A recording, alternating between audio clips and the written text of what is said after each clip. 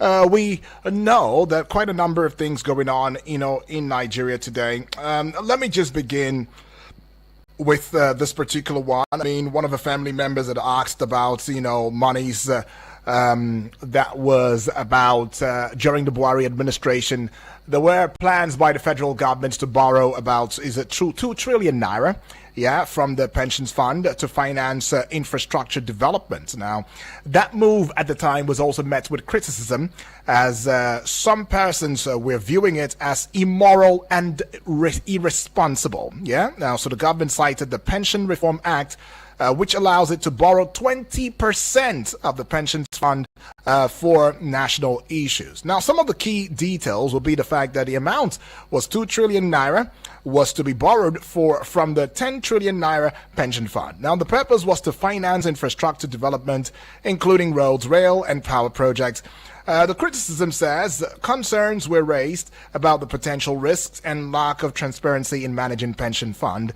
And other countries like South Africa, Chile, and Argentina have used pensions fund for infrastructure development, but with varying degrees of success.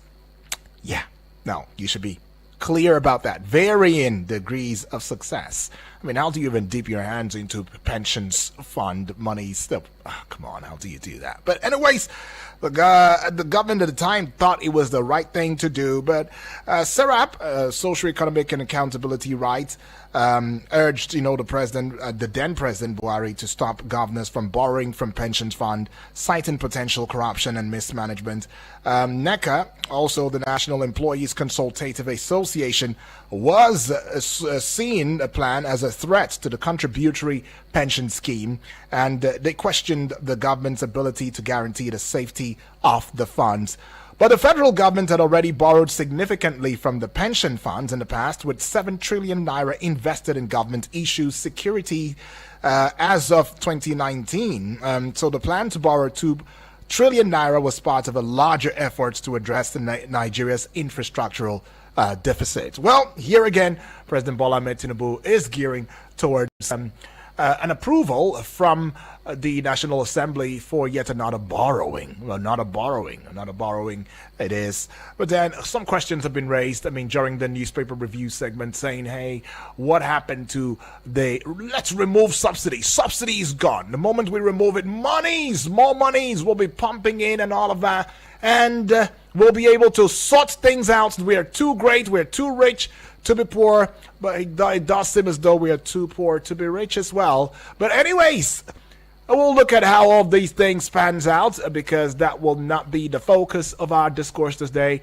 Tomorrow, of course, we'll get an expert to open up all of these things for us and help us make sense of all of these borrowings. And not forgetting that even in the midst of all of these borrowings, there's supposed to be a 65 million euros 65 million euros grant that the federal government is supposed to also enjoy in all of these processes. But yes, the federal government has indeed in the budget made it clear that there was going to be an opening for borrowing. Yes, exactly. Yeah, and as GB said, well, not a lot of you, a lot of us were paying attention to that, but yeah, it's there. It's right there. Right there. Okay, so this probably might just justify President Bola Ahmed Tinubu's move for another borrowing. Well, this time he says it was to oversee health issues. It was to look into matters that concern pension arrears. Yes, as part of it. And then infrastructural development. Infrastructure. How many of you have heard that over and over again? I'm not particular about the Tinubu administration, right? I've heard it during the Obasanjo regime, heard it during the Yar'Adua regime, heard it during the Goodluck regime. We heard it during the Buhari, former President Buhari, regime, and now we are hearing it some more. Even in this administration. Infrastructural development. Don't know how far that has gone, how far that has been for us though. But let's just dive, so I don't deviate, let's just dive into the discourse today. Just recently, we saw, the conversation that bordered around, the burning down, right, of It was about the burning down, or the chaos that went down somewhere in Kano State, where a police station was attacked after a young man died in custody, and that highlighted the need for improved police community relations. Now, to understand the incident, it's quite essential for us to examine the background and the context surrounding it. Now, in Nigeria now, police brutality and extrajudicial killings, this has been reported frequently. And that has led to public outcry, demands for police reform and all of that. I mean, the Kano incident is a stark reminder of the consequences of police actions on community, relations.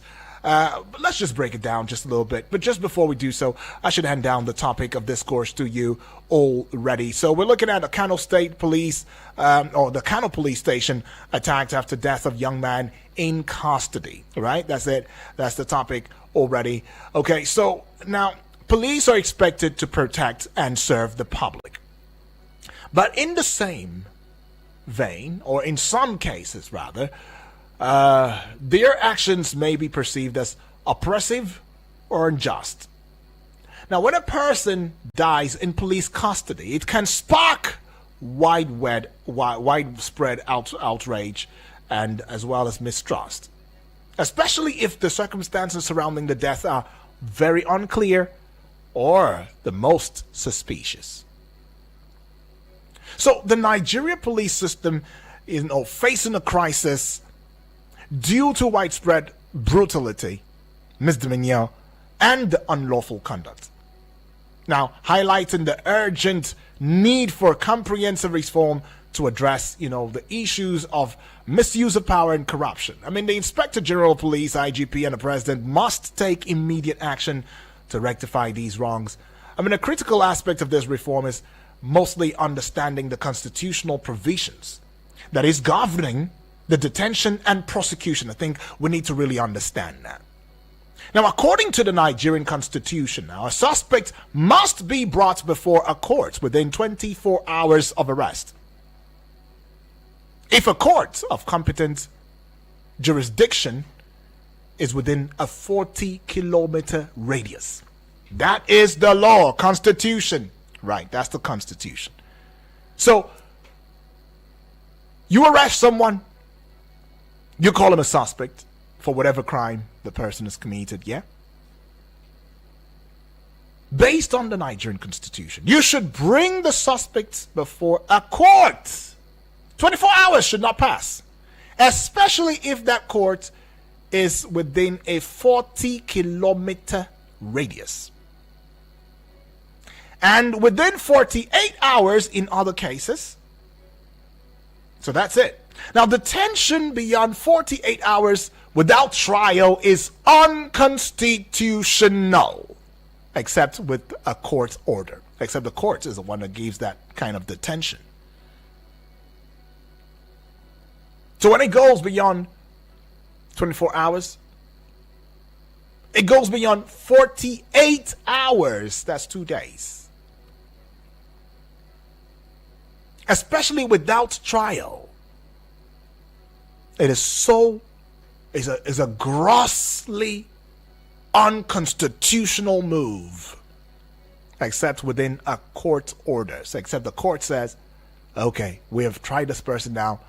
Please remand him in prison. Let him be there.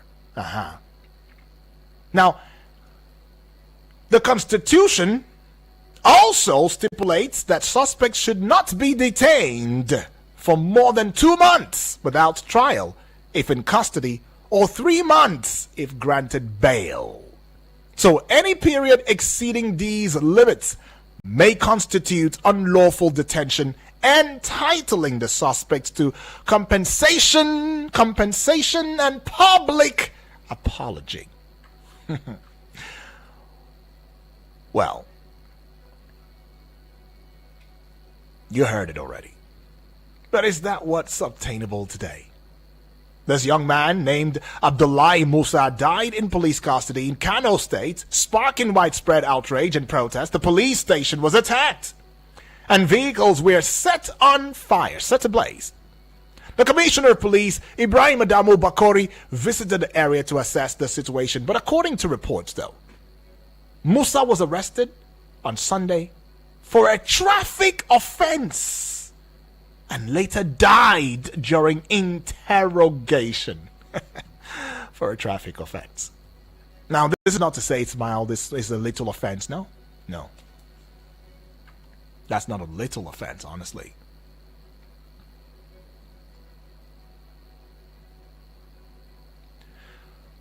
But there is a personal story. Now, the loss of a loved one in police custody can be devastating for families and communities.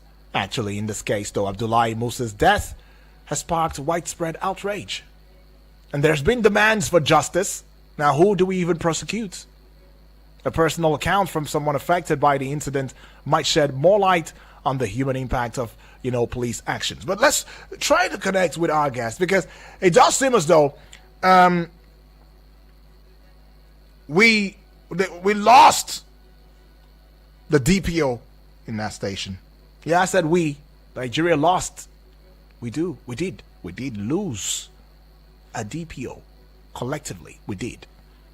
As I said earlier, I've always said that the DPO is not the one who placed the arrest, but the DPO paid the ultimate price when there was some sort of community anger, chaos over the thought and feeling that Musa was handed or was dealt an injustice.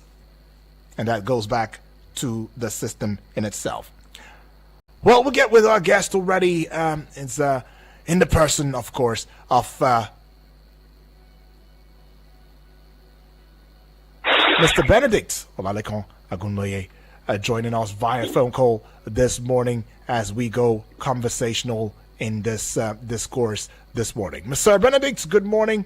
You are an information professional, policy and public affairs analyst. Welcome aboard to the show this morning.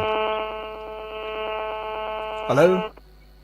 Good morning. Yes, welcome aboard. Talk to us, Sir Benedict. Hope you're all right. Hope you're fine. Hope you're good. Sure. Awesome. All right, now let's look into this, Sir Benedict. You're very, very conversant, with the discourse that went down in Kano State. The Rado police station being attacked, and we had the loss of the DPO right there. And the young man who died in custody, by the way, Abdullahi Musa, was arrested on Sunday for a traffic offense, and he later died during interrogation. How do we reconcile all of this, especially looking at the irate, angry youths who decided to descend on the police station, which of course led to not just one loss of lives, now it's two, because first of all, Abdullahi Musa died during interrogation, and then we had the DPO2 also paying the ultimate price. What are your thoughts on this, though?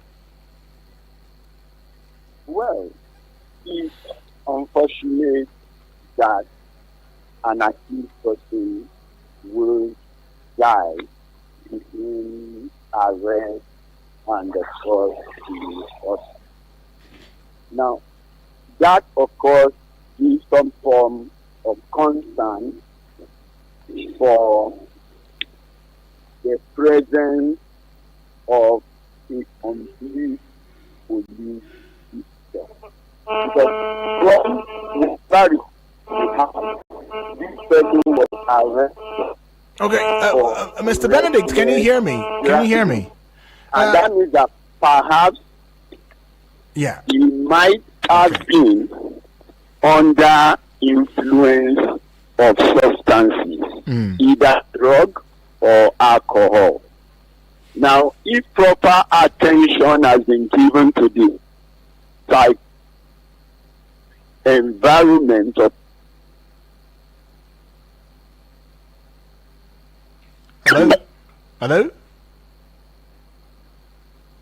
Hello, Sir Benedict, are you there?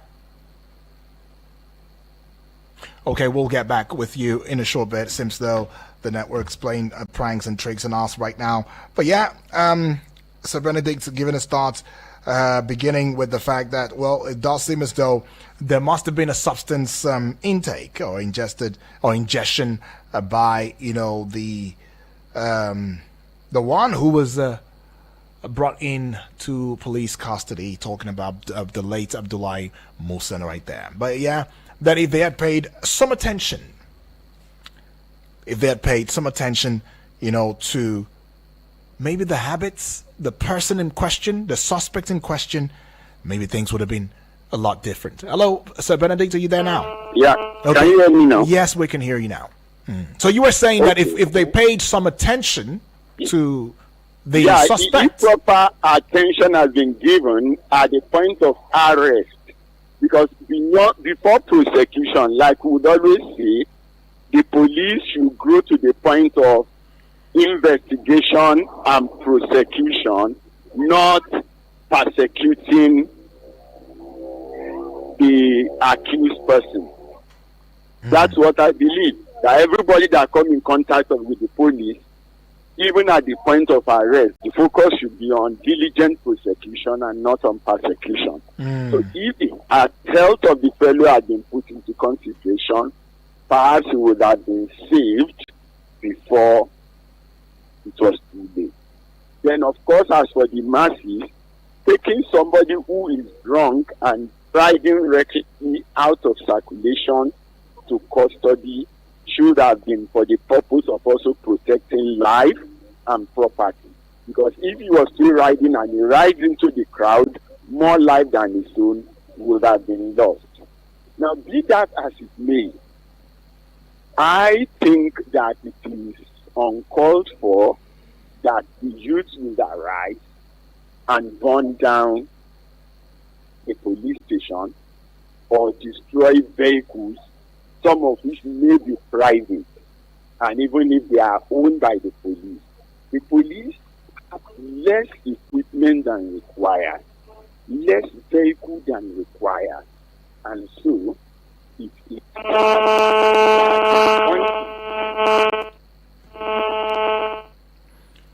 All right, so Benedict, we can barely hear you now.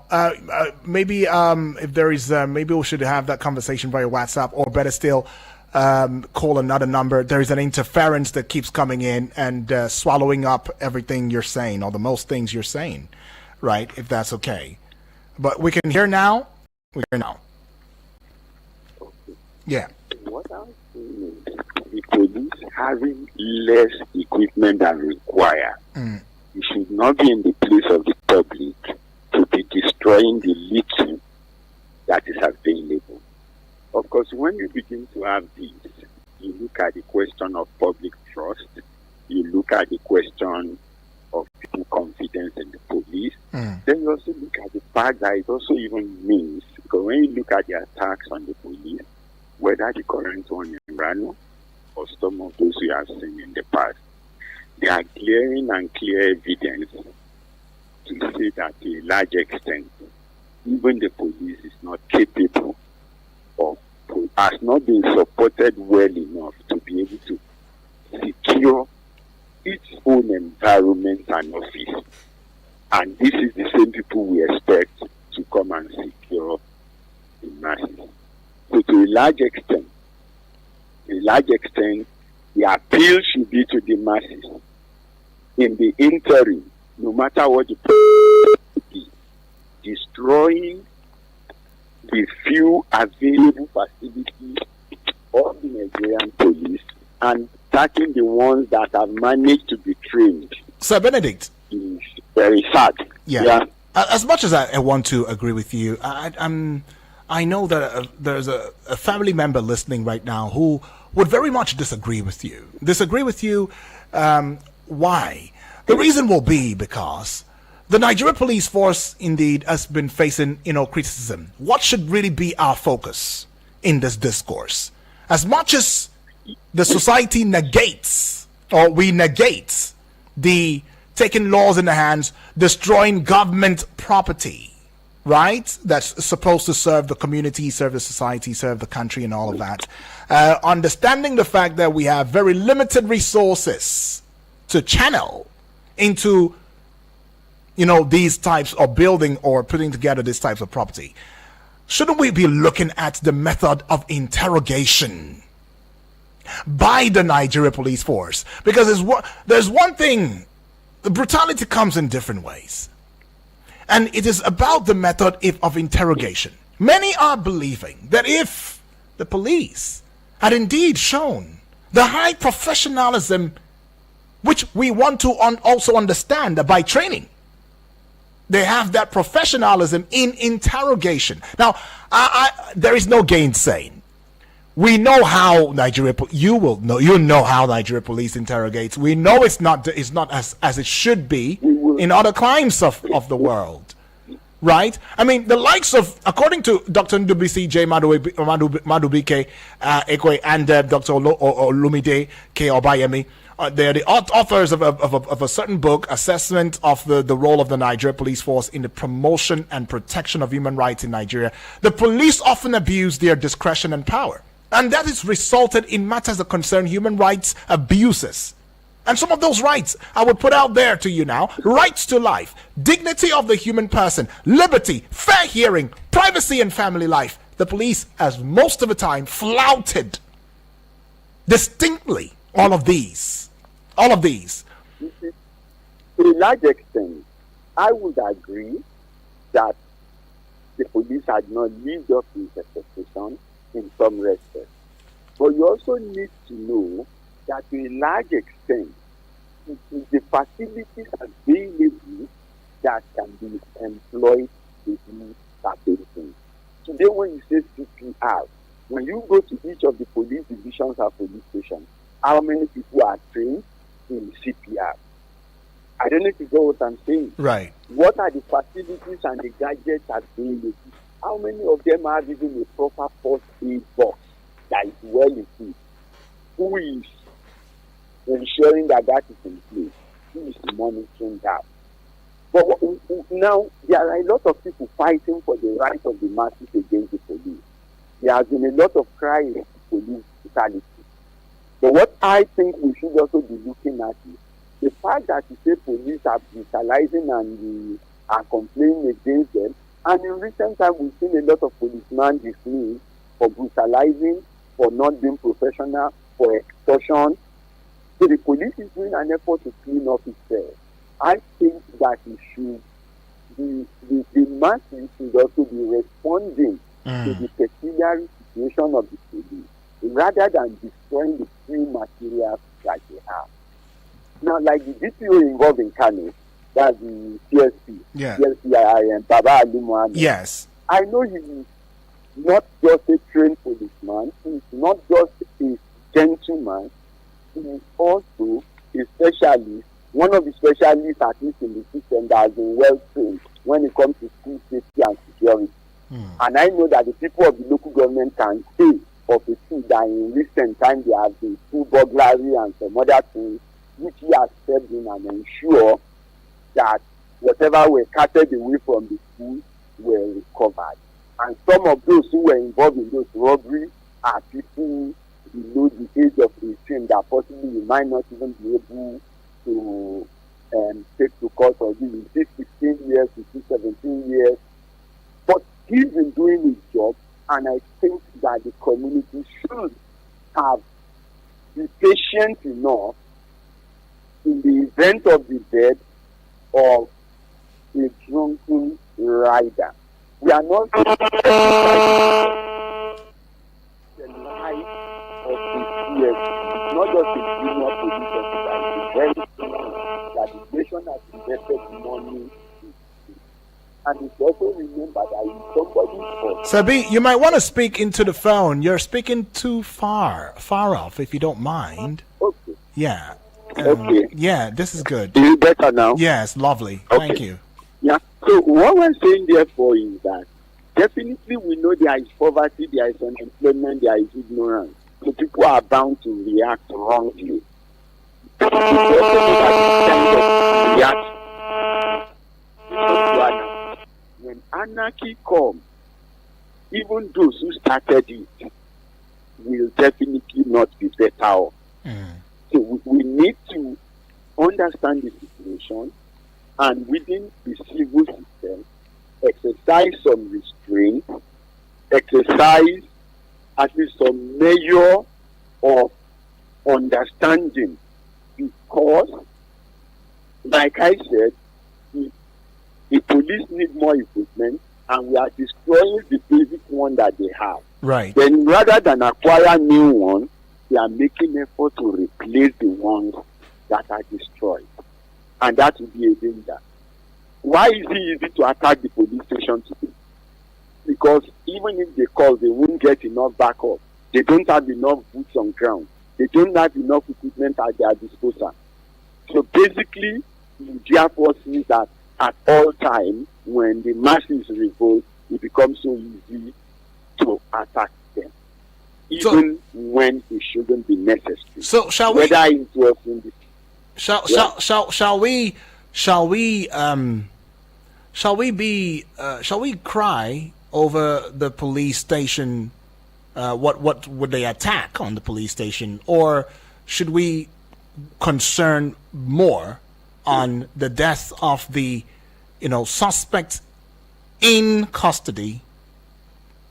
Where should we really place our stand now? From what it has been stated, this particular suspect had possibly not even been in custody for 24 hours. So no law has been breached.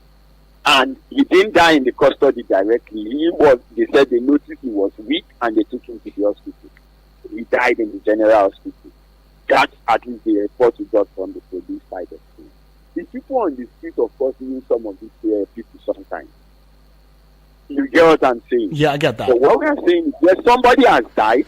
You can demand for probe. You can demand for trial. But burning down the police station and killing people is not a replacement for what has happened. So what would be my own thinking going forward? Right. Whoever is found culpable in the attack on the police station should be diligently prosecuted. Not persecuted, but diligently prosecuted. So that forms more like a deterrent to the. And I want the police to make sure that the prosecution is given sufficient publicity so that people who are thinking like them in destroying the little facilities that have been provided for the police will think twice before they do it. I also. But beyond that, on the part of the police, the police need to quickly, as rapidly as possible, embark on more efforts to build trust. Because some of these attacks are becoming because the people do not have any trust in the police, based on maybe previous accidents and a lot of other things. Of course, the police, as much as possible, should restrain from frustrating the people. There are some policemen who are just out to frustrate people. And so at any opportunity, therefore, you see anger. So the habit of policemen frustrating the people, when reported, should be dealt with speedily and appropriately. Obviously, give it to the current IG. I think a number of cases have been taken publicly and the people have been addressed. But more of that needs to be done. Right. And of course, the police should investigate and prosecute criminals or suspects rather than persecute the people. A lot of time what we see is the people are being persecuted, they are not being prosecuted. A lot of torture. And proper investigation are not done. So I think that they should not persecute the people, they should investigate and prosecute. Well, and like we said, offenders who are caught, they should ensure that they are properly punished. They should properly punish. And of course, across board for the police, they need to do more training.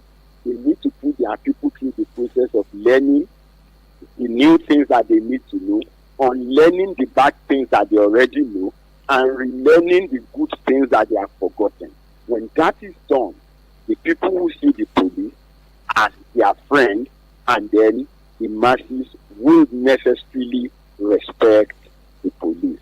All right. Where that proper learning is not done, there will be Okay. And then, of course, largely, Yeah. the police need to spread their tentacle more and position themselves to prevent crime. Crime prevention is one of the police jobs. Crime detection may be difficult, and that's why you are talking about interrogation.